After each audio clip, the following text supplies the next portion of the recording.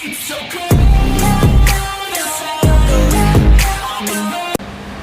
Friends, मेरा नाम अमृतेश कुमार है और आज मैं आपके सामने अपनी एक पोइट्री परफॉर्म करने आया हूँ। ये पोइट्री महाभारत के युद्ध के 14वें दिन पे बेस्ड है। महाभारत के युद्ध का जो 14वां दिन है, जो अभिमन्यु का चक्रव्यूह में घेर कर वध कर दिया गया था, उसके अगले दिन का है। और ये युद्ध 14वें दिन का सबसे भयानक युद्ध माना जाता है महाभारत का। तो इस पे एक पोइट्री है, फ्लो में जाइएगा, थोड़ा समझ में आएगी। वह दृश्य भयानक रणभूमि का आज स्वरों में गढ़ता हूँ, अपनी वाणी में पुनः आज कुरुक्षेत्र की रचना करता हूँ। पुत्र के शव को सम्मुख पा कौन्तेय अत्यधिक व्याकुल हैं, एक महावीर के स्वर्ग गमन से सैन्य सभी शोकाकुल हैं।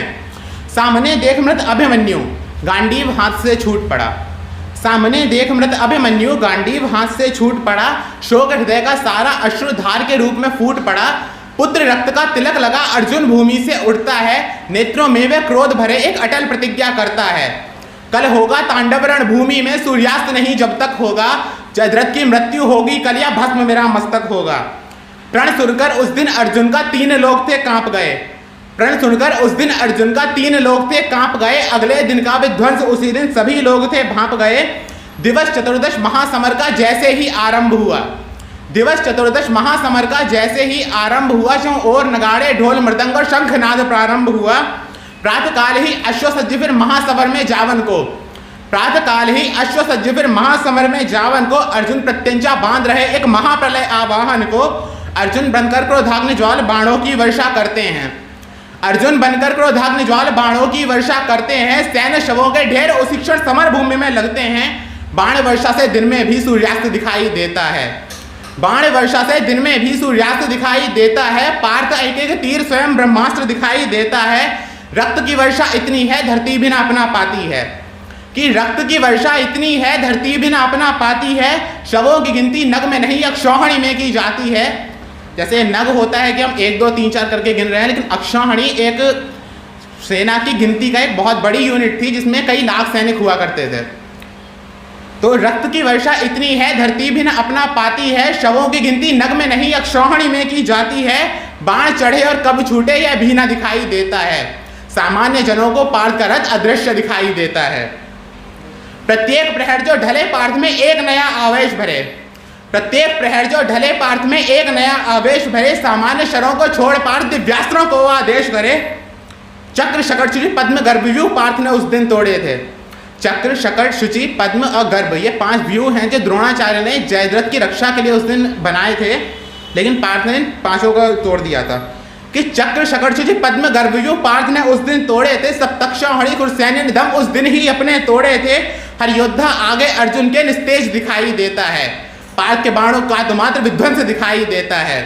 कि हर योद्धा आगे अर्जुन के निस्तेज दिखाई देता है, पार्थ के बाणों से तो मात्र विध्वंस दिखाई देता है। सभी और बस त्राहि त्राहि और हाहाकार ही छाया था। अर्जुन रण में कोई नर नहीं अपितु काल रूप धर आया था।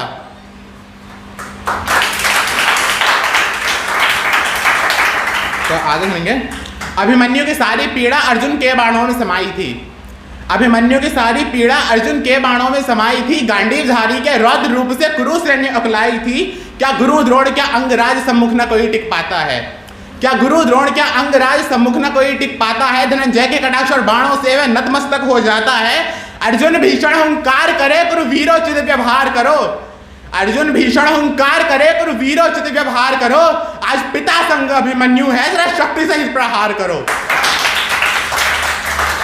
है गुरु द्रोण आशंकित की अब जयद्रथ मारा जाएगा, है गुरु द्रोण आशंकित की अब जयद्रथ मारा जाएगा। पार का यह रौद्र रूप रोका न किसी से जाएगा।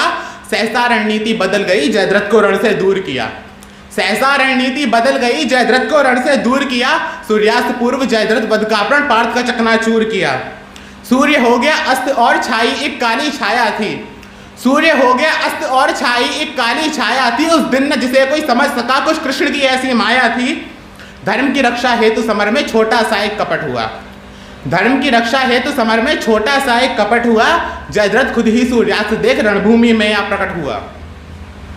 कृष्ण से फिर आदेशित हो पार्थ ने शरसंधान किया, कृष्ण से फिर आदेशित हो पार्थ ने शरसंधान किया। नेत्र कर लिए बंद्र और एक दिव्य अस्त्र का ध्यान किया।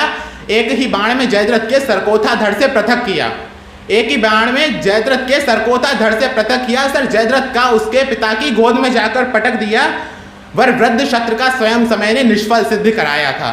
वृद्ध शत्र जयद्रथ के पिता का नाम था, जिन्होंने उसे वरदान दिया था कि जिसके कारण भी जयद्रथ का सर भूमि पर गिरेगा उसकी मृत्यु हो जाएगी।